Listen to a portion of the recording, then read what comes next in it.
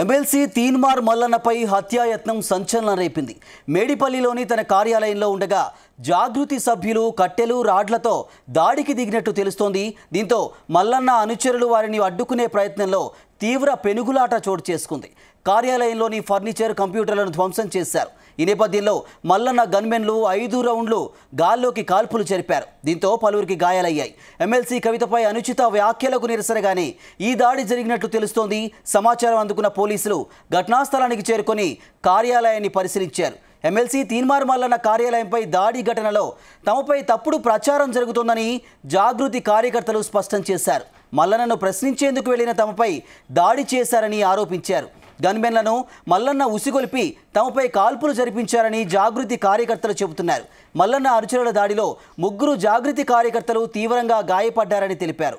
Gunmen ఫైరింగ్లో ఒక వ్యక్తి భుజంలోకి bullet దూసుకెళ్లిందని జాగృతి నేతలు వెల్లడించారు. తమపైనే మల్లన్న హత్యాయత్నం చేశారని జాగృతి కార్యకర్తలు ఆరోపిస్తున్నారు.